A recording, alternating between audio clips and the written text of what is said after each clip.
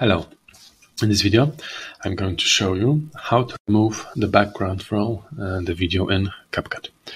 So we have a short clip and we want to remove the background from it. It's not the easiest clip to remove the background because there's a lot of colors mixed with each other. So I just cut out a part of the video, so we have a separate part right now, and let's remove the background from this separate part. We go to video, cut out, and we go auto cut out below.